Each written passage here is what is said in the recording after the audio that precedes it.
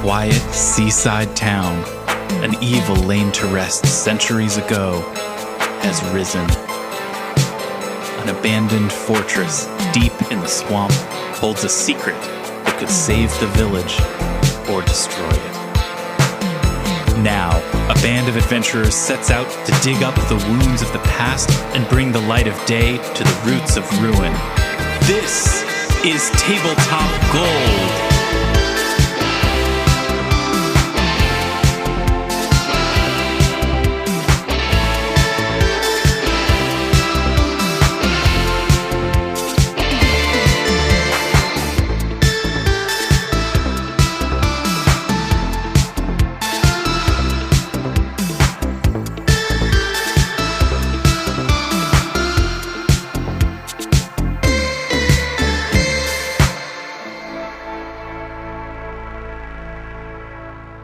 Hello, welcome to episode 3 of Tabletop Gold. My name is Lars Casteen. I am here right now with, let's go in a different order this time, Matt Humphreys. Woo, hello. Zoe Chernicoff. Hello. Robin Lange. Hi. And David Chernicoff. Howdy, world. I'm so excited to be with you tonight. We're recording at night. That's a little bit of a spoiler as to what time it is. That's a spoiler I'm comfortable letting out there. But it's a beautiful June evening. It's a little bit later than usual. I think we're either going to be a little punchier than we typically are, or we are going to pass out midway through this episode. There's one thing I want to talk to you guys about before we jump into today's game. And that is that I just wanted to let you know, everybody. This is what they call unscripted entertainment. I am going on a road trip tomorrow. Shortly after we finish recording tonight, I am going to go to sleep, and then I'm going to wake up, and then I'm going to get in a car, and then I'm going to drive somewhere. It is the first time I'm driving anywhere in about a year and a half due to Lars, this this pandemic. is a big fucking deal. Yeah. I know. And I was Have you guys wondering, driven anywhere since you created an offspring?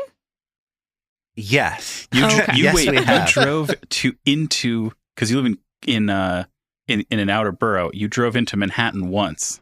But I did drive into Manhattan car trip one anywhere time. with said offspring. Yes, but it was before the pandemic. So said offspring, which is his legal name, was barely like awake at the time, I and always now thought it was he's like a pronounced full-on Saeed offspring, but now I know.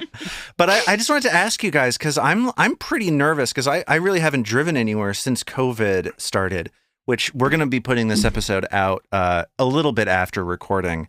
And just to refresh everybody's memory, COVID was this pandemic that swept across the country. The world. Pandemic. Whoa. I thought we were doing spoilers in the intros. Are we? I'm sorry. I had to. I guess, It was just a blip. Have you guys, has anybody had any road trip experience lately during pandemic times? Yes. Like, what is it like driving places now? Okay. Here's the best way I can think to describe it. Yes, David. Think about what it was like to go on a road trip before. Roger. Oh, it's the same. Yeah. And masks. That's it. Yeah, we drove to Massachusetts from New York back in March, which wasn't as long as, say, you have a much longer road trip ahead of you, but yeah, we did have to stop along the way to, use restrooms and just throw was a it like mask on. post-apocalyptic out there, or was it pretty normal? I mean, it was March, so people, my partner and I had already been vaccinated, so we were just like, it was just like, getting on the subway, which I have to do every day. So we live in central North Carolina. I have done a road trip to the DC area, which is where I have family there. And that was sort of my first time getting particularly far out of town. So that, there and back, that's about 5 hours drive. And then as a family, we did a trip to coastal Carolina to the beach, which is 2-3 hours, depending on where you go. Careful listeners may remember episode 1 recorded at the beach. Yes, with occasional irritating echo on both my and Zoe's channels of one another. Occasionally irritating for the listener, constantly irritating for the person who edited and mixed that episode. Whoever they were. Yeah. Whoever that person was. Bless that Thank soul. you, whoever that was. And I guess my addition to, Robin said it's sort of like it was before, but with masks, that I follow that. But that also depends a great deal upon where you're driving. Because if where you're driving is North Carolina, it's kind of like it was before. not a strong mask Yeah, culture. Massachusetts is pretty. We like following rules in the Northeast. Yeah, you go around here.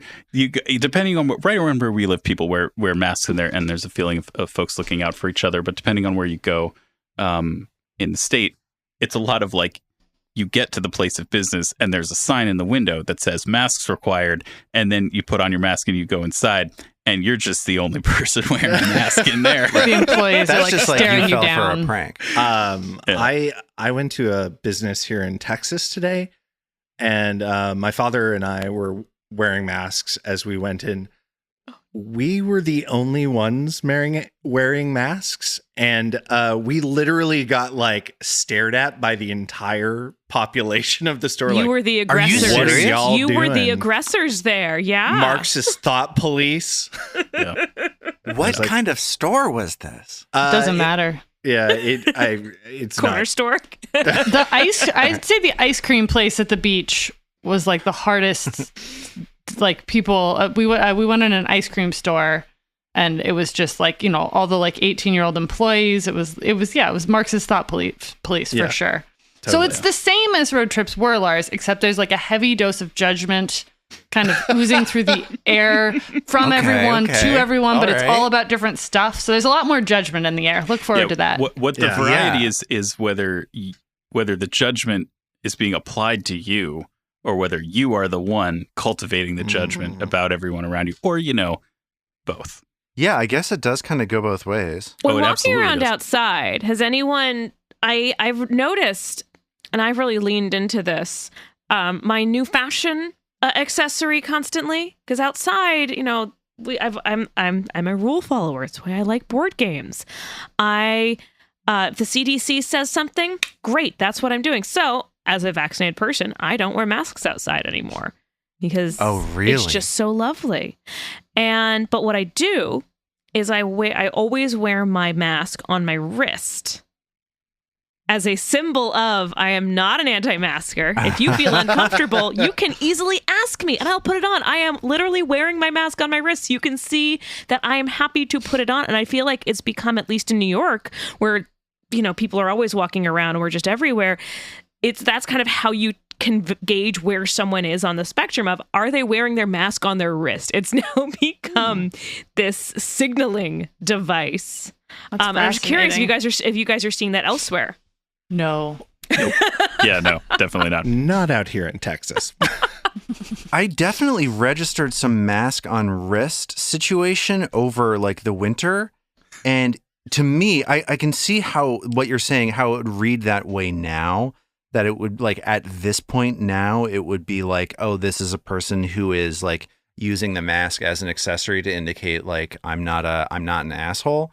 But I cannot tell you how upset I got at people with masks on their wrists in my neighborhood in like November and October. Oh, sure. Pre-vaccine. So it's amazing of just course. like how these symbols like change over time, how quickly. And then, of course, when the person puts that things. mask on, is it still below their nose? Have they still not Oh, quite that learned kills me. that it's like, just like when you're on a plane, the mask has to cover your nose, my friends.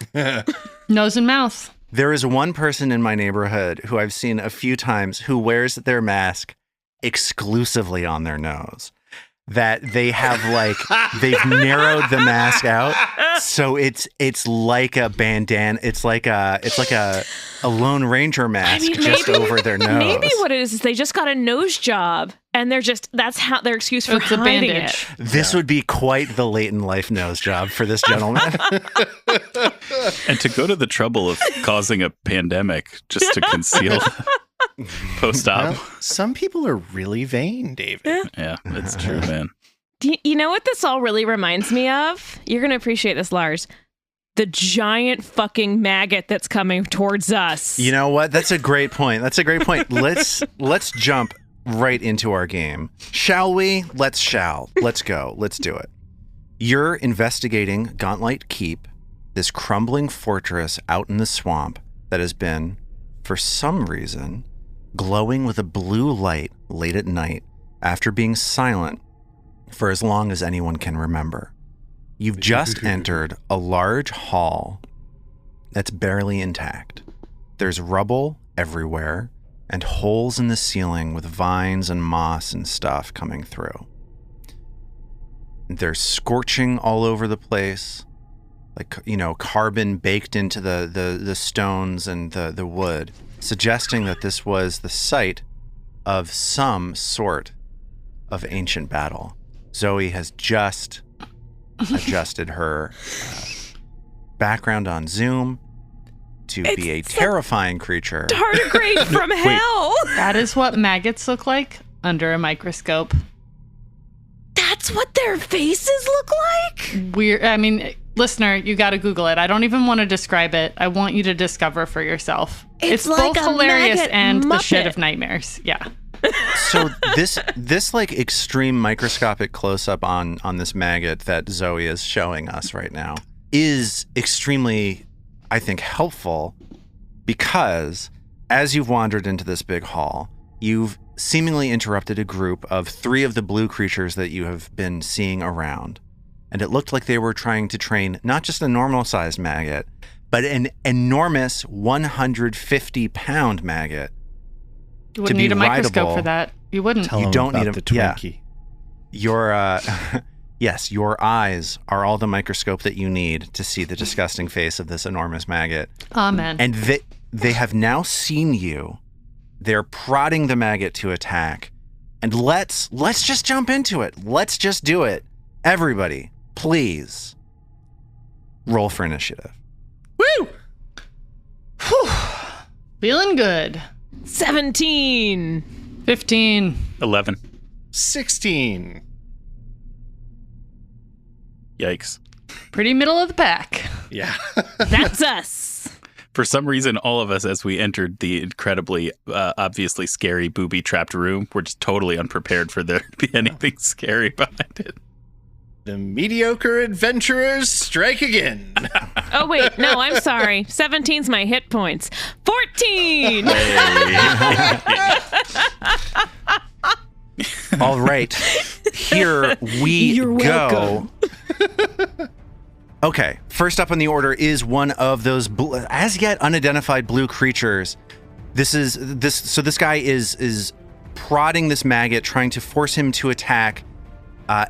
As the maggot starts moving, they get the jump on movement, and they decide to go first. The first thing they are going to do is pull a dart out of a sheath in their pocket and then draw this shiv that is like a short sword for this creature. Wait, sorry, is this the maggot or the blue thing? This is the blue thing. Okay, First this up maggot felt very advanced there for a second. No. Okay. I'm sorry. First up is this unidentified blue creature.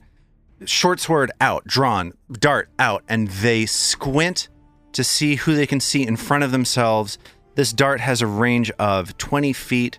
They are presently going to attempt to throw that dart at Trill, who they see right out in front of them. Trill started off by going, locks eyes on Trill, who is in mid-scream, and then throws that dart straight at Trill. This is going to be a -2 to this attack because Trill is a little bit far away. That dart, rolling an 8, that dart hits the ground in front of Trill, and this blue guy starts cursing as the two surrounding this creature, like the other 2 of these blue creatures, also start screaming at this guy for being a failure. and as that arrow lands at Trill's feet, Trill shuts up because, oh my God, an arrow just landed at her feet. Yeah, so the sound of the scream is stopped by the punctuation of this dart landing. At this point, another of these blue creatures does basically the same thing.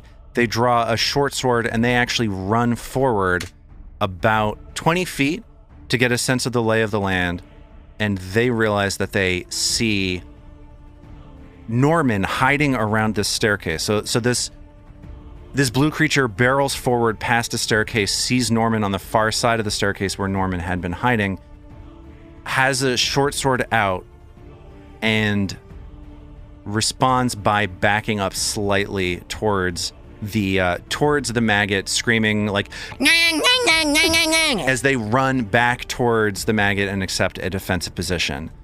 The maggot, seeing this action, is spurred to move and starts sludging its way across the floor 10 feet at a time.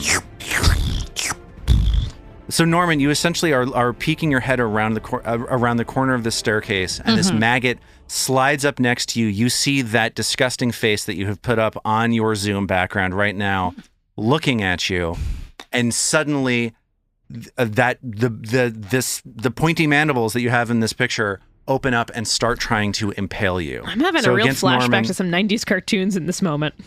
That is going to be a 25 to hit Norman. That is a hit.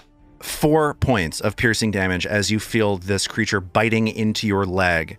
You're only able to see its head as its extended body continues back around the corner. So Haplo, you have just seen a few of these blue creatures run around sort of in circles ineffectively, throwing a dart at Trill, and this maggot, upon being spurred forward by its supposed trainers, has just bit Norman. What do you do? Haplo is going to move forward. He's going to stride right up next to the maggot. He will make a snagging strike. First, before I make the snagging strike, I just remembered I will have to draw my bastard sword. Action economy.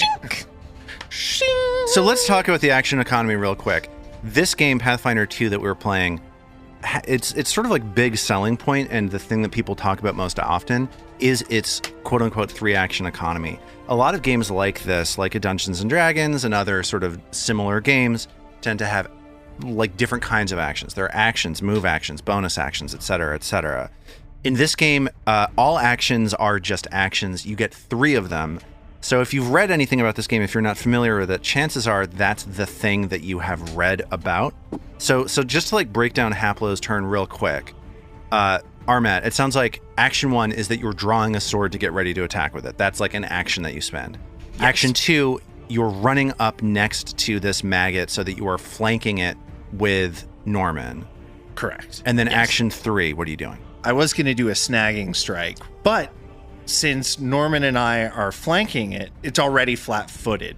As Haplo runs up to this maggot, it is distracted by Norman, so Haplo is able to get the jump on it, basically. Yes, so he's just going to make a regular strike. That's a 20 on the die for a 29. Ooh. Yes. A 20 on the die. That Haplo, is you're so handsome. Yes. That's a critical hit. Thank you, Like lady. most games like this, critical hit means that you essentially double the damage you roll. So go ahead and roll critical damage. All right, that's a very As your start. bastard sword that you are swinging one-handedly impales the maggot pretty much without any effort, finding a soft spot in its chitinous exterior. 12 points. 12 points of damage. That is a massive wound to this maggot as it starts sort of teetering back and forth, and suddenly it just goes and just starts regurgitating the most recent meal that it has eaten, which is just like rats. Just the grossest thing you can possibly imagine. Norman and Haplo each need to give me a fortitude saving throw as the smell of its rancid, foul meal fills your nostrils and head. I didn't think it could get more vile. Old sport, you've really got it in you, I'll say. I guess he had it in him, too. Not anymore. Nicely done. That's a 16 for Norman. 13 for Haplo. Ugh. Okay. So Norman manages to, maybe you stem you're able to get your fingers up around your sinuses and just like block the passage of this smell further into your nose. Haplo is not so lucky, so he now becomes Sickened 1. Sickened is a condition in this game that essentially means that you're less effective at everything. Your math all goes down by like 1. All of your numbers that you're rolling, all the numbers that you're targeting you, are down by 1 until you spend an action on your turn to attempt to retch and upchuck the sickness that has gotten into your body. I mean, isn't it great that you guys are fighting literally the most disgusting of all of the creatures here, and it's only episode 3? Can you believe Halfway's it? no spring chicken, so you know. The only Makes way sense. to combat its vomit is to vomit yourself. I think what Norman does is he actually turns away as it's throwing up, and he throws it's like up. dogs in the park. I think Norman avoids the stench of this because he himself turns around and sort of vomits just a little bit. And I say this as a parent who was late to recording this podcast because their child was throwing up. Cleaning up vomit. In that case, it was whole macaroni noodles, not rats, but it was a lot. There may have been a few ramen noodles in this maggot's meal as well. As you try to take a look at what that is, though, it is currently Norman's turn. All right. So, Norman, you are flanking this maggot with Haplo, so it is distracted by Haplo, and that means it's flat-footed to you. Norman looks at this maggot. I mean, he was jarred just moments ago. He pulls out his dagger. He looks at the grotesque beast, and he says, "Friend, I think you're going to want to clean up that mouth after you just threw up everywhere." And he tries to jab his dagger into its gross walrus tusked mouth. Okay, so action 1 we're going to say is that you're drawing your dagger. Right. Because you are a rogue, if you manage to hit this creature, you will get to do some extra damage to it. All right, so that is an 18. It was a 12 on the die for a total of 18. An 18 is certainly enough to hit its armor class. How much damage are you doing? That is 6 damage. So 6 damage is just enough.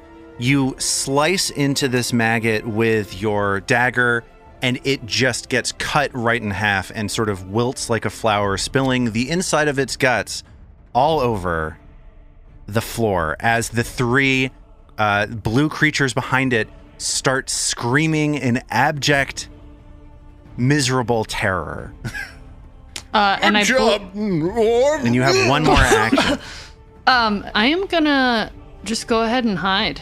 I'm gonna go ahead and just duck down as if nothing at all just slashed open that grotesque maggot, except an old elf. Stealth is one of those secret checks that you don't know whether or not you succeed, because all you do is you try to hide. Wait, so I have no idea how hidden I am? You have no idea how guess hidden that you are, works. because how would you know? This is like playing peekaboo with a child.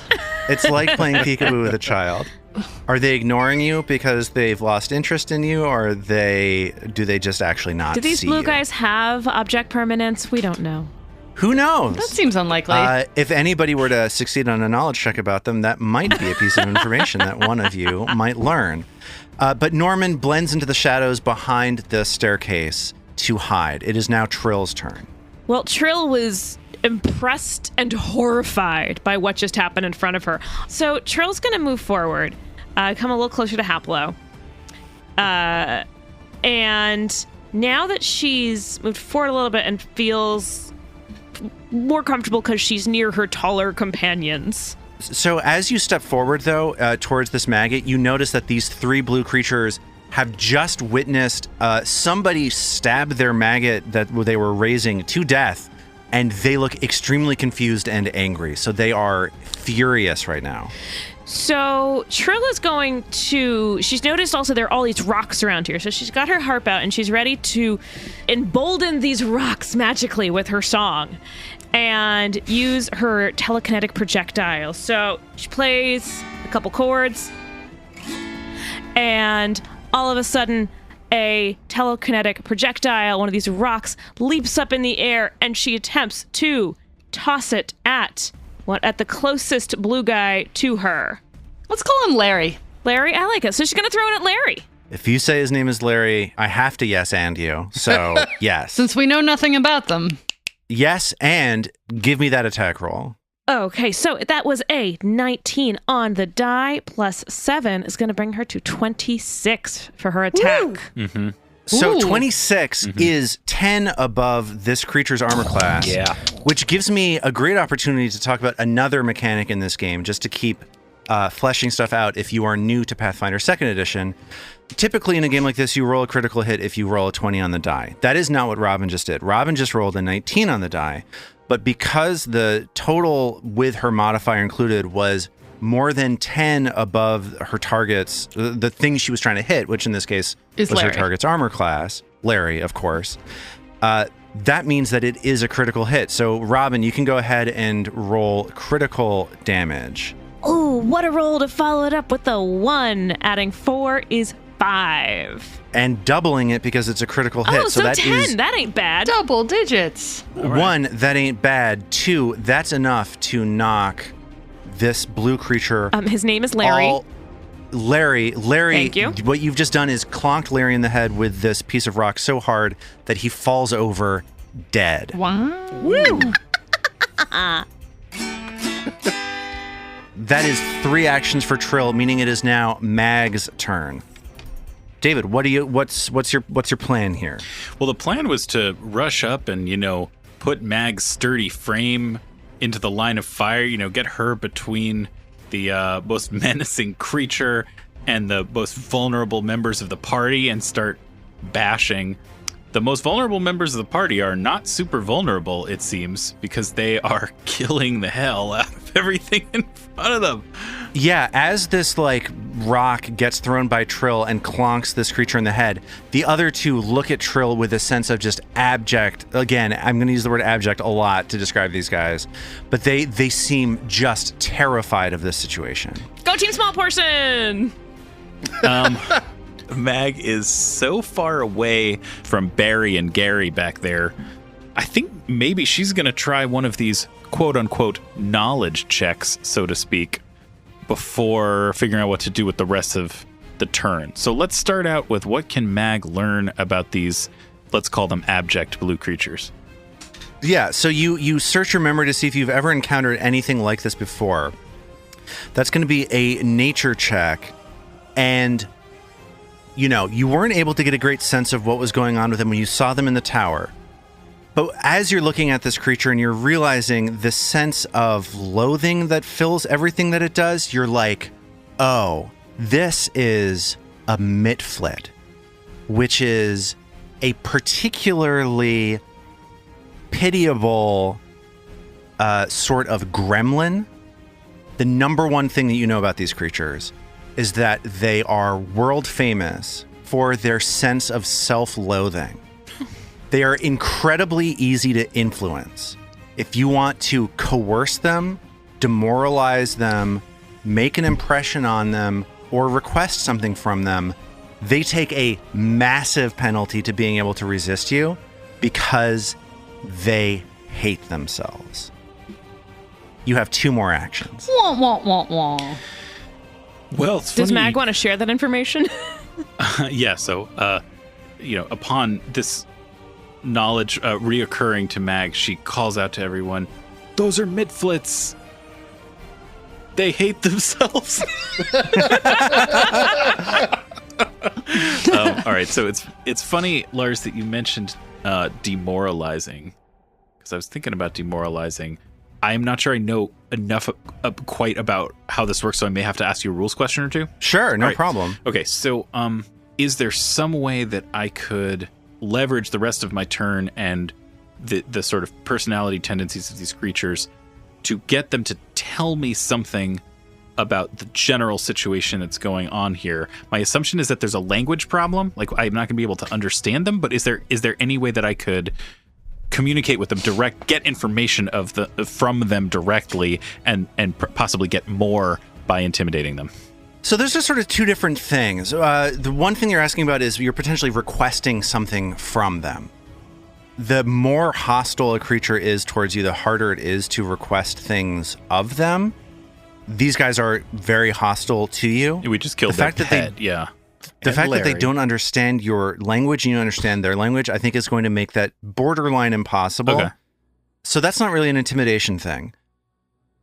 Intimidation can be used in combat with this action called demoralize, where essentially you shout at them, you shout insults at them, etc., etc. That just freaks them out even more, right? Like their rolls get worse and stuff like that. It freaks them out even more, but in order to demoralize, you have to be within 30 feet of them. So, all right, well, I'll just, I guess I'll move closer to them, and then I'll try and demoralize them and make them a little easier for the rest of y'all to pick off. So that takes me just in front of Haplo. So I'm now the closest to them, although I'm still 15 feet away. I like to imagine you just step over Trill, like very calmly, not in a rude way, but you just sort of like... Like the Terminator might, for instance. Right. Or like the Riker chair sit thing. I was thinking about right? Riker chair sit last week. I'm so glad that got in here. Yeah. Slater got all the credit. Can I demoralize them all, or do I have to target one of them? You target one of them. All right, Barry. There are feats that you can take later on as you level up to demoralize multiple creatures. Got it. All right. Well, I will go ahead and demoralize Barry, who's the one closest to me, who's a little bit on the left. I gotta say, in my mind, this sounds exactly like the Job Bluth scene in Arrested Development when he's the boss and he's like telling everyone about his suit, and it's just all bleeped out. Oh, sure. It's just a string of Like, curses. and then I'm gonna bleep in your bleep, and I'll put the bleep. I'm just now picturing all of these Mifflets as characters in Arrested Development, so thank you for that, Zoe. Sure, they feel like they've got a Fünke vibe. Said the guy in the $5,000 suit of armor. Come on! All right, so They so have a Fünke vibe. That is exactly what is going on. Like, it's crazy that they're also blue. But like you are right on the money with that. Oh, wow. The self-loathing. They blew themselves. They blew themselves. yeah. Yep. So in order to try and demoralize them, I'm going to Mag stands up a little bit straighter, broadens her shoulders a little bit more, and lets out or in common parlance, a roar. And what did you roll? I rolled a 3 for a 7 total. I guess maybe something gets caught in your throat and you start like coughing midway through. The two remaining creatures who had a look of fear in their eyes as they realized that their friend or I guess enemy who they worked with had just been cut down, they look at you and they start laughing. And that is 3 actions for our friend Magdaruna Lacewing Skullcrusher. It is now the turn of the slowest of these 3. This guy, who is about 20 feet away from Mag, is going to draw a short sword. At least I got some laughs, guys. Is going to draw a short sword, run straight up to Mag, and leap up in the air, two-handed, try to plant that short sword right in Mag's chest. That is going to be a 22 to hit Mag's armor class. Mag's, that is a hit. So Mag is going to take a total of 2 points of damage as this tiny creature's sword finds a small hole in your armor, and you take a small but still painful wound. Kind of like a paper cut. Mag coughs slightly harder than she did a minute ago when she got her roar stuck in her throat. Here we go. Round 2. The first of these Mitflits who has who threw a dart at Trill is going to move again. They run gleefully up to Mag, seeing that their friend's attack was successful. They similarly run up and do the exact same move, jump up in the air, try to puncture Mag's body, Mag's armor. And here we go, another attack. This is an 18 to hit. Just barely, but it hits. And another damage roll. That is 1 damage. So you another tiny hit as these creatures run up and just stab you over and over again. Speaking of which, this creature is going to try to stab you one more time as this Mitflit is going to roll a total of 8 on his attack, which I'm sure is a miss. Affirmative. This reminds me of a recurring nightmare I had in 4th grade. And we don't need to unpack that right now. What? It's fine. Just move on. I'm surprised to hear you say that. So Mag is able to brush off that attack without much trouble, and Haplo sees that there's an opportunity to do something. What do you do?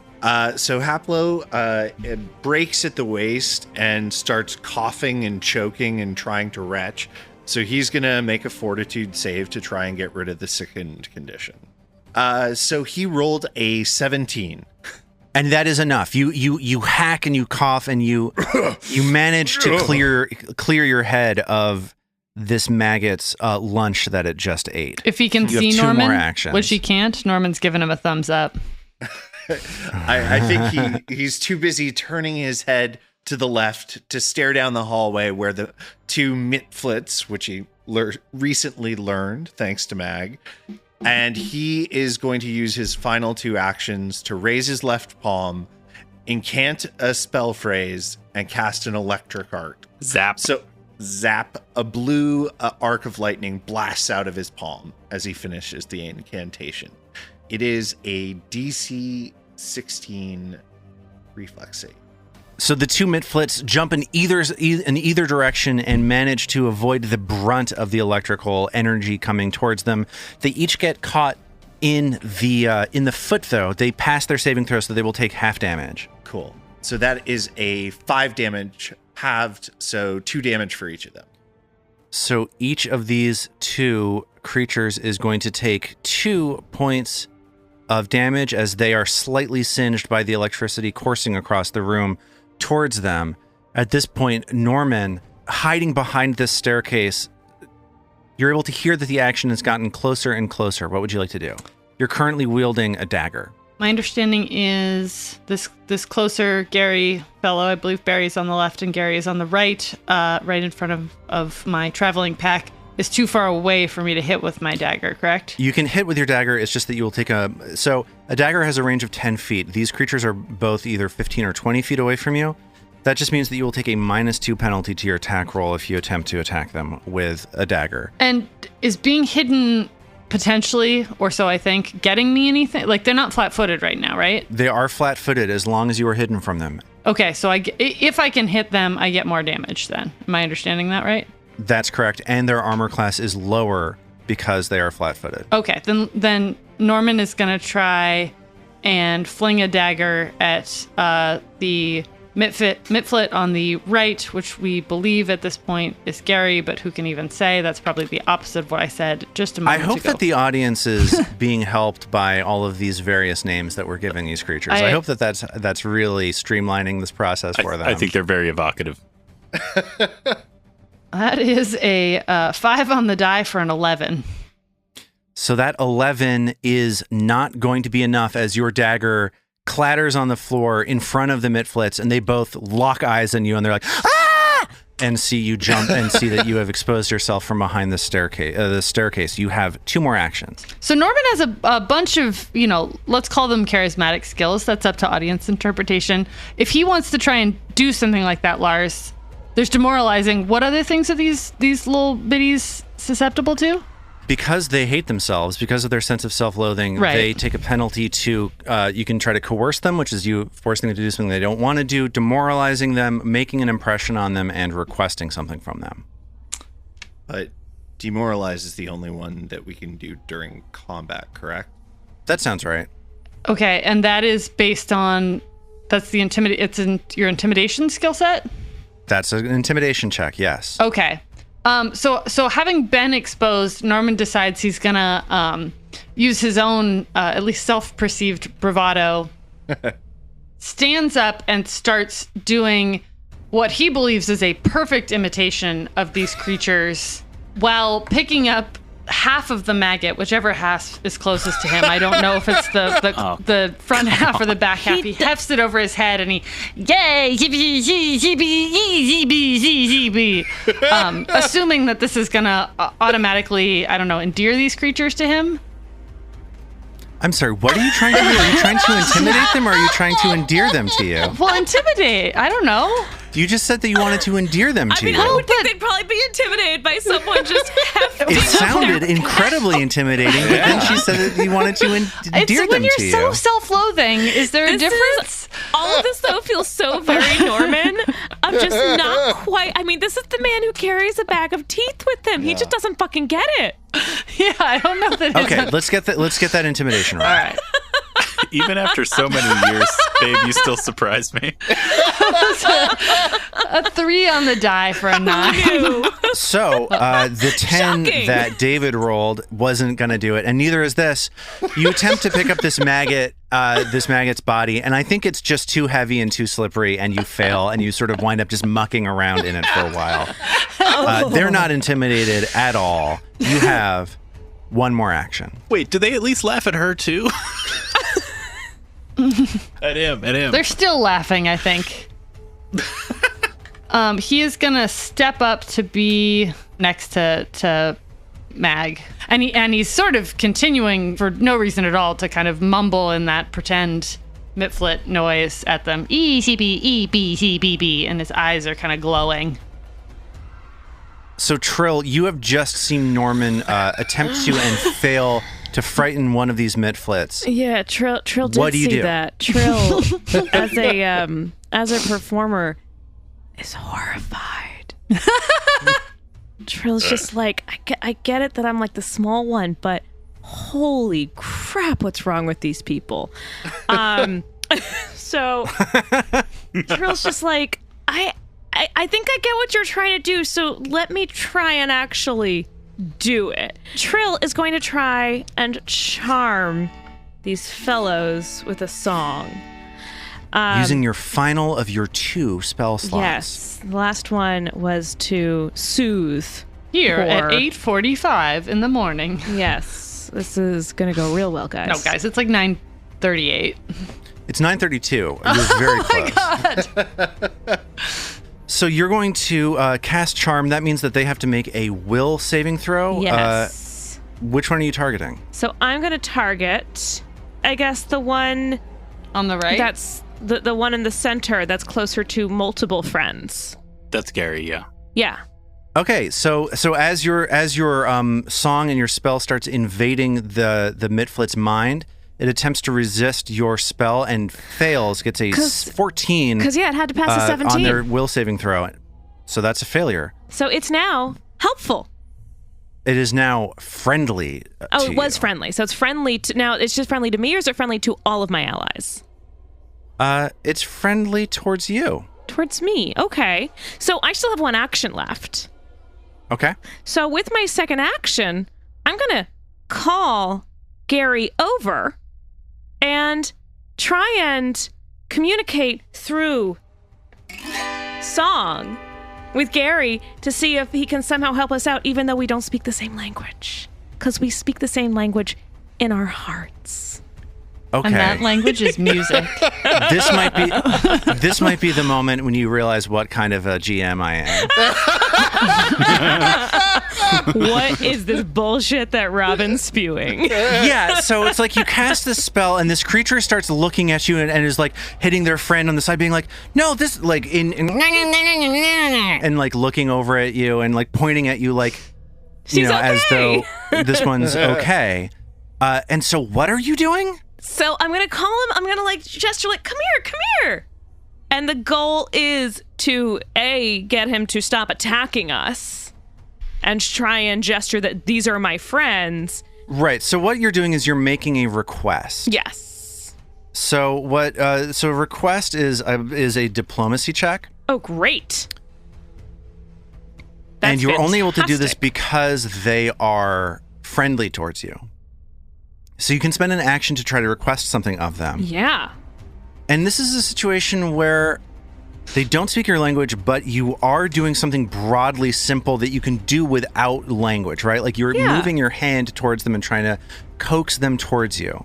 Yeah. So I'm going to say that you're going to take a -2 to that because you don't speak the same language. Okay. So modifier So let's get circumstantial a- -2. Right. So Let's let's add get a diplomacy check. So that is a 16 on the die. -2 is a 14 plus everything else. Looks like I got a 21, or is it a 19? It tells me 21, but I also think it's a 19. I think this is, but they also have a -4 because they hate themselves. So I think that works. And the Mitflit, as you're trying to coax them towards you, stops taking on a defensive posture and looks like they're ready to walk towards you. but they look extremely wary of all of the friends that you have between you and them. I'm just playing music while I'm doing guys, this is gonna be fine. I got this. It is now Magdaruna Lacewing Skullcrusher's turn. What would you like to do, David? Bash these friendly little things. Oh, not Gary! I worked so hard to get Gary on our side. Don't hurt Gary. I don't see Mag because you're behind Mag doing some sort of I guess universal musical gesture. I don't know whether you just communicated with them in music or sort of broad pantomime or whatever, but it's all happening behind her. But I am saying out loud, guys, it's gonna be fine. I got this. Oh, okay, all right. She did say that as she's calling them. She's trying to gesture them over. Mag is having trouble imagining what good is going to come of befriending these gremlins who don't speak Common is the language. Common. I think Mag is going to bash these things. I think she's just not. They did just send an enormous maggot at us with no provocation. Mag has also been stabbed multiple times by these creatures. Yeah, it just. So I think she's just gonna bash him. I'm sorry. I mean, I think that makes sense for the character. Yeah, David apologizes, but Mag has a flail smash. and she knows how to use it. So first action is going to be to draw. Mag draws her flail. My understanding is that the flail. One of the things the flail can do is the sweep attack, which I believe, if I'm following correctly, means I could potentially get them both with one swipe. Am I following that right, Lars? Not exactly. Okay. So sweep is a trait that some weapons have. What it means is that if you attack one creature with that weapon, great, normal. Then if you spend an additional action to attack another creature, you get a slight bonus to that attack. Okay. Because you are sweeping through them and hitting them one after the other. Got it. All right. So we're going to start with a flail attack on Barry, which obviously all of our listeners will recall is the one on the left. We're going for the uncharmed one first. And that is a 17 on the die for a 24 to hit. So that is a hit as you manage to slam your flail into this creature. Slamming my fail into it was my intimidation check from last turn. Ew. And the damage is 9 bludgeoning damage. So it goes lifeless as it gets picked up into the air by the brutal force of your flail, and it is dead. So let's go with the sweep, and we're going to take a crack at semi-charmed kind of life Gary over there. Great. So this is going to be your second attack of the turn. So you want to do your click your attack number 2, but you'll get a +1 to your attack roll, which we can just add after the fact. All right. That is a 2 on the die for a total, including that extra 1, of 10. It's a super charmed kind of life. So I'm going to say what happens is that the Mitflit in front of you cranes its head to sort of wave at Trill, and your flail just goes whoosh right over its head as it leans down to sort of wave plaintively towards her. It doesn't even know what's going on. It is now that creature's turn, and so this Mitflit walks up towards Trill. Haplo, you just watched this Mitflit walk right by you, completely not paying any attention to you. As it did that, you potentially, if you wanted to, could take an opportunity attack against it. Yeah, I think Haplo does. I mean, he's a fighter. I'm sorry, Robin. It's fine. It's everything fine. Whatever. So as it just sort of casually walks by you, as it casually walks by Haplo is like, now's my chance. Exactly. 19, a 10 on the die. Oh, poor thing. So that is a hit. Cool. It didn't even Let's know roll what damage. was coming. At least he's dying happy. Perfect time to strike. For 5 damage. So what that means is as it starts walking up towards Trill, you hit it for 5 points of damage. It wheels back and looks at Haplo, screams, points at Trill, points at Haplo, and goes like, yeah! And as its third action on its turn, is going to attack Haplo with its short sword. That is a 13 to hit Haplo. That does not hit. So Haplo, now it is your turn as this gremlin is trying to jump up and down and hit you. Okay, Haplo is going to take his first action and move to 2 hands on his bastard sword. A 15. The 15 is going to hit this creature. Okay, so he will roll a d12 because it's 2-handed. That is 13 damage. So 13 points of damage to this creature, and it's looking at Trill saying, like, you know, maybe it's saying in its language something like, "We can take him. It's all going to work out fine. You and I are friends forever." And Haplo reaches back, 2-handed, just like slams the sword in 2 hands, baseball swing, and just decapitates the Mitflit in one strike. And then I think he does a flourish to flick all the blood off of it and sheathes it neatly again. And a tear just runs down Trill's hot face, thinking, I could have saved him with music. Are you crying, my dear? We were gonna be friends. Those things laughed at me. They got what they deserved. Yes, I must say I don't understand. Well, everyone else is talking. Norman, secretly relieved he didn't have to figure out what to do with Gary, is over checking the other 2 bodies to see if there's anything valuable on them. Point of, just as a moment, I really am literally crying. I'm so sorry. But I think it's because, so yesterday was the last day of the school year for me. So another time just to like date this podcast when we're recording. And I'm like, I don't think I've fully emotionally processed this school year. And now like having this little tiny blue gremlin friend is like, it's like one of my students. I'm just going to lead him along and make him better. And then you smashed him in front of me. Yeah, beheaded To be fair, They did stab you a lot, which is really what They stabbed him a 12-year-olds little, is the thing. Matt They didn't stabbed him a little. smash him. Matt decapitated him. Yeah. Thank you for that I'm clarification. sorry. David, yeah. Absolutely. Edged weapons. Decapitated. I just Gary feel like I in got front a lot of flack last episode for throwing corpses, and I think what we've done here may be a lot more brutal. smashing these guys, flingers and then you strike also again. playing this weird puppetry with the corpse of the maggot. I was just lifting it. I picked it up. It was just as simple. I tried to head There was some it. puppetry going Lars on. Lars dubbed us last episode the corpse flingers. I think we're in more like corpse do stuffers. Yeah, just just kinda- if it's a, we'll fiddle with it. You got a Yeah. corpse, we'll fiddle with it. Yeah, well, the the Jim corpse, Let us Henson fiddle with Corpse the Factory. corpse. the corpse fiddlers. That's much better. Oh, I mean, better than corpse diddlers? I was just Okay, gonna all right say. All right, now everybody. I think this seems as good a time as any to move on. So just to reset the scene, you're here in this large hallway that is largely blown apart. Zoe, you were saying that Norman wanted to investigate the bodies of these Mitflits. You find Larry a couple and Barry. more of these short swords that the same kind of shiv that you had found on the other. It doesn't seem like any of them have any valuables to speak of.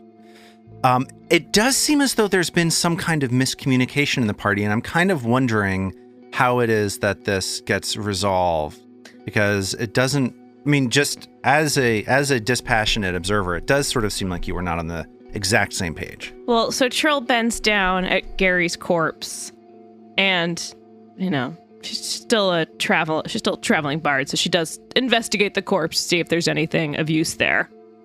And on these corpses, you just see the sort of bare essentials weaponry that the other that you had looked at had. You do see this snapped saddle / bridle that they had been trying to use to tame or to train this maggot, the stench of which continues to sort of irritate you as you look over your fallen enemies. So Trill looks up at who's next to her. Haplo's next to Trill, and Trill looks up at Haplo, and she's like, "Man, I thought you guys understood what I was doing. I was communicating with. I charmed him.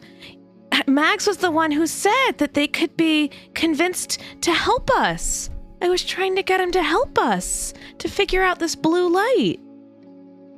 Well, I'm certainly curious about the blue light as well, but they attacked us first. I have to say, in my lengthy life, if someone attacks you, well, they get what's coming to them. But isn't it worth thinking about why they attacked us, rather than just hitting back just because we can hit harder? Well... Mags steps forward and says, well, you're right, Trill. There is some wisdom there. I would like to know more of what they are and who they are and what exactly is happening here. I suppose when they were in front of me like that, I just needed to strike. I mean, they did stab you a lot of times. And Norman, sensing a moment of emotional vulnerability that perhaps he himself is not fully feeling, but thinks maybe he can use to get some information from others, sort of smiles around and says, well, I think we all did the best we can. Why are you all here to find the light? Well, I've known Rin for ages now, and you know, Trill, I take no pleasure in the killing, I want you to know that, but unfortunately I do believe it to be a necessary part of the world we live in. For example, if you study the Chillish conflict back in... And Mags, why are you here for the light? Norman interrupts. Oh, I've wanted to know for some time what all was here in this swamp, and it wasn't until Rin started pointing me in the right direction I started to think I might get some answers. Why, yes, I've seen you at the Dawnflower Library quite often. You checked out, I believe, what was it? It was Perch's Index of Amphibians and Herpetology, Desvermes Mysteries, and, oh yes, Philby's Fowlery, wasn't it? Have you found any indications of what you think might be here or causing the glow? Well, 30 to 40 years ago, over in the southwestern area, there's a particular part of the fen that runs deepest, and you may remember. And she trails off and begins sharing a story. So as about this conversation continues, you're all sort of able to look around this room, and you realize that this is sort of a pretty enormous room with a lot of different things going on in it. So as you kind of have this casual conversation, you realize that there's a lot to explore here. Mag is interested in trying to figure out whether anything more whether she knows anything more about what's happening with this maggot. How did it get so... Is it a particular kind of maggot that's always this large? Has it been enlarged magically? What's going on with it? Got it. I think that your swamp lore would certainly come in handy to know more about what's going on with this enormous maggot. Yeah. So you take a look at this fallen creature, and you have seen not enormous maggots like this before, but you have heard of the swamp being filled with flies the size of horses. So you seeing this maggot, you realize that those stories that you've heard must be true.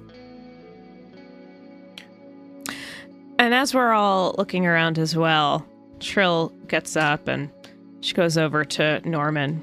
She's like, well, I guess I kind of get it. I mean, I killed the first one of them with that rock. Oh, don't be too hard on yourself. I think we can agree we both wanted to make a friend out of that little guy. He seemed like a stand-up fellow.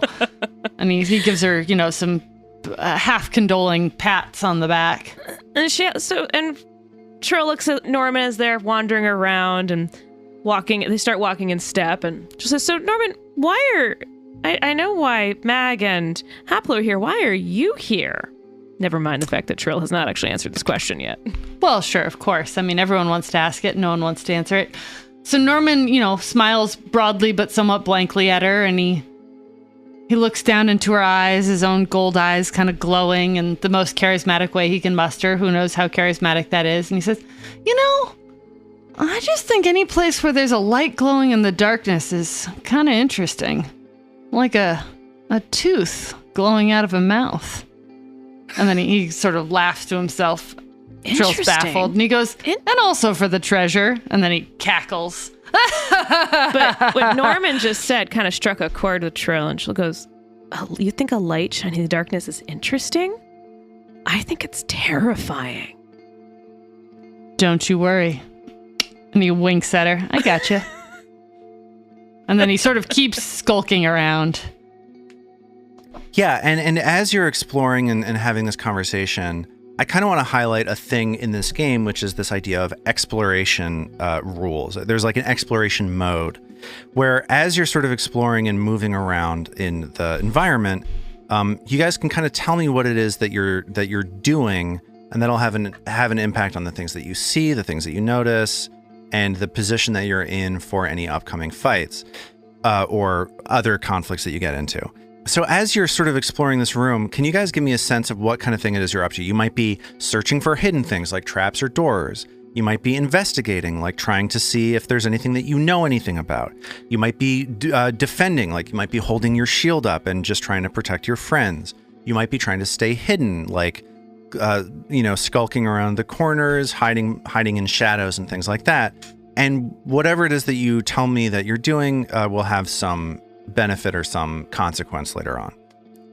Mag is mostly in an investigative frame of mind. So she is, maybe she's taking a look at the areas of the ceiling that have caved in, that appear to have caved in and caused these piles of rubble, or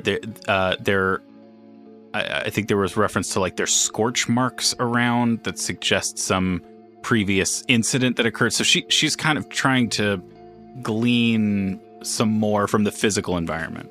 So Mag is investigating. What is Haplo doing? I guess it's probably redundant then if I'm investigating. So you know different things about different things, though. You might reach different conclusions. Well, I think then because you mentioned Roseguard lore, which is one of Haplo's specialty, and I think one of the things during their conversation he would have mentioned to Mag is that he's trying to write a history of Otari, and that's his primary reason why he's here. He basically wants to be the Robert Caro of Otari, basically. I bet there hasn't been one.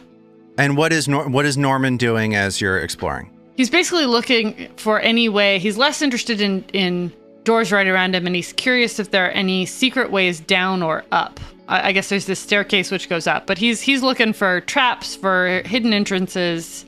Got it. So Norman's looking for hidden things, and what is Trill doing? So Trill's wandering around the exterior of the room, kind of noting where walls is. She's noticed, or where doors are. She's noticing that from what she can see, some of the walls seem to be pretty dilapidated, as though we didn't really need to even go over that bridge and go through that door. Like, there's just seem to be so many places in which this building is falling apart. Okay, so it sounds like Trill is also kind of investigating. Yeah, she's just investigating, exploring. She is not, as we figured out, a particularly careful person. So she's not trying to be stealthy or anything. Okay, so you guys are starting your exploration of this near this stairwell where you have just knocked down these 4 enemies. The stairwell leads up to nothing. It leads into a hole in the roof where a second floor maybe was at one point, but is no longer. So where would you like to go next? Yeah, guys, there are a lot of doors in here. We should maybe start opening some of these and seeing what's on the other side. There doesn't seem to be much in this room. So as you're sort of scanning the immediate area around you, you see a door to your immediate west.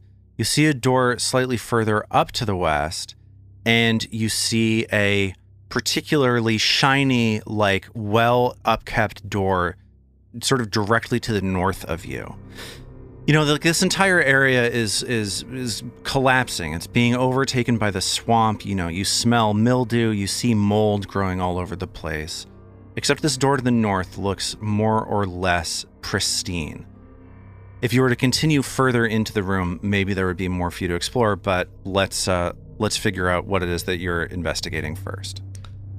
So Norman looks at Haplo and Mag and he says, guys, let's try and get out of the fray. What do you say we find a way up into the light? Either of you know anything about how we get up there? Yeah, Trill's back in Norman. Like, you guys, you've read a lot. I think you guys should make the call on where we go next. As you ask that, a look passes over Haplo's face. No, I don't remember. And then it kind of fades away. I have no guess. Well, I'm up for trying any door. I think I'd like to go in first. I know there's all kinds of terrible creatures here in the swamp. And if you think that large maggot was the last one you might see, I've got news for you. While she's been talking, Norman has stopped listening to her and has already skirted up to the door on the north, and the newer looking one. And he sort of shouts back, maybe as she's trailing off, and he goes, guys, this one seems newer, and we know that light just came on, so maybe the new door will get us up a little bit above all this mess. And he kind of kicks the last of the vomit off his shoe. So does everybody else want to come up to where Norman is in the far north of this room? Trill looks over at Mags. She's like, Max, I think I've been going a little too fast going head first into things, and I'm just going to follow you this time, okay? Mag is going to try the door up to the north. She's going to move up in that direction, and she'll kind of, as she approaches this shining door, she steps right in front of it to just this area, right in front of the door that Norman is currently occupying, and she kind of like, not harshly, roughly, but clearly and pointedly gives Norman a little shoulder off to the side so that Mags is standing directly in front of the door and positioned to go in first. And he overly magnanimously bows to her. So Trill and Haplo are kind of bringing up the rear.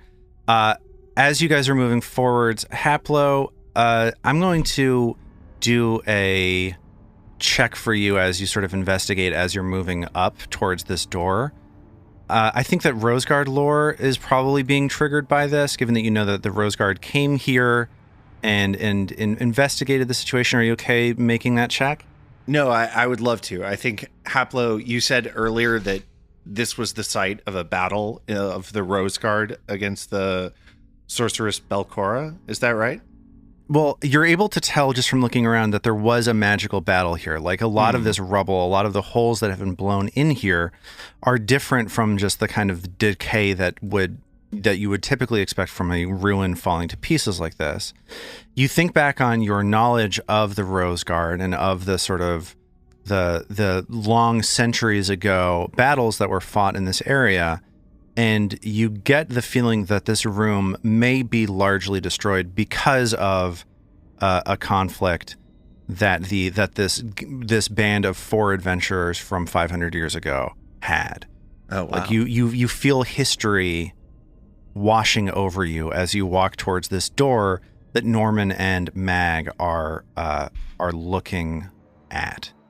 And Trill, you, as you're sort of continuing to walk up towards this door and looking around and investigating as you go, you, I think that you reach similar conclusions. Like, you don't know necessarily about the Rose Guard, but you look around, you're looking at this rubble, you're looking at the holes in the ceiling, and you realize, like, because of the way that the rubble is clustered together around this room, that there were a series of large explosions that must have taken this room apart at some point long ago. Cool. So Mag is up here at the door. What do you want to do? Mag wants to go inside, and she also wants to do this sort of prudently. So she wants to, I don't know if it's possible to like already have a weapon out or a shield up or something like that upon. Yeah, which one of those initially two would you entering. like? She'll go with a weapon out. She'll get the flail. She'll get the flail out. So I'm going to say that yeah. Mag is no longer investigating. Mag is now scouting. So Mag pulls a weapon out and is ready for somebody on the other side to attack. I don't know. Maybe I could ask someone to make sure the door didn't have any traps on it.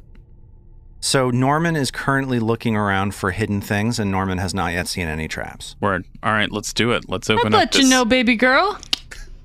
All right, thanks. Thanks then, Norman. You are a charmer, Norman. And he gives a little shoulder shimmy. Is he starting to remind anyone of their creepy uncle at Thanksgiving? Also worth noting, as this door is opening, once Norman sees that he's succeeded in getting someone to open this door for him, he is, I guess, going from, looking for traps to stealth. He's trying to hide back in the shadows and disappear. Okay, so as Mag starts trying the door, Norman sort of slinks into the corner. He thinks he's hiding. I don't know if he is. You can Sure. never tell. You can never tell. So what? Unless you're Lars. Right, then you can tell. So David, what is Mag doing?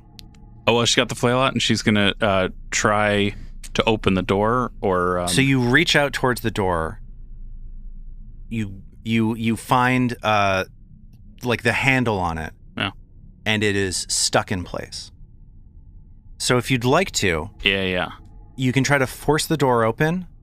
You don't see any lock on it. It doesn't appear that the door is locked, but you can give me an athletics check to try to bust the door open if you would like to. Any shot at an athletics check. Mag is gonna try to force the door open. So give me that athletics check. All right, so Mags has one hand on the flail, reaches the other towards the door, braces herself against it. So I'm going to say that the flail is now, like, you're going to need to use it. If there's somebody behind there, you're going to have to use another action to get that flail up because you're trying to force this door open. That's doing something other than attacking with it. Got it. Is it possible that's to fine. throw my shield up and use the shield to push on it and get sort of like a? Sure. All right, so we'll put the flail back and raise the shield and use the shield to kind of jam against the door and shove on the shield in an effort to force the door open. And that is a 16 on the die for a 23 total to try to force that door. Yeah, man. So you push forward against the door, strain with all of your might. You pry your shield into the jamb of the door and try to push it open, and the door swings open, just bam, slamming against the wall as you slide it open. Bravo, my dear. And Well Mags done. says, Mags is sort of her breath heaving after this wrenching the door open by levering it open with, and hearing the echoes of the door slamming against the wall. She says, subtle. And you notice that door, in slamming into the wall as you push it open, it essentially comes all the way off the hinges. It just like basically blows up. Like the waterlogged door as you push it open just sort of collapses. So this door is not getting closed again. Well, I guess this is getting locked behind us. That's good to know. Yes. So you look into this room, and as the four of you step in, Mag with her shield raised, Norman attempting to hide, and the other two of you investigating your surroundings, you can see that the smooth walls of this circular room are painted a light gray, with no indication of seams between blocks of stone. You get the impression that you're inside the lighthouse itself. A set of iron stairs winds upward along the curved walls before terminating at a trap door in the ceiling nearly 100 feet above. But the thing that really draws your attention in this room is that there's a red blood stain glistening on the floor at the room's center, as though a human-sized creature bled to death on the floor very recently, despite there being no body in sight. And Mag, as you look at this bloodstain, sort of squinting your eyes at the bright red blood in front of you in this smooth, light gray stone door, you see the blood on the floor start to ripple. Ooh. As though the blood is a deep, deep pool. And we'll pick up from there next time. Oh. So good. Are there at least some teeth inside? There will be soon. Yeah, not yet, dude.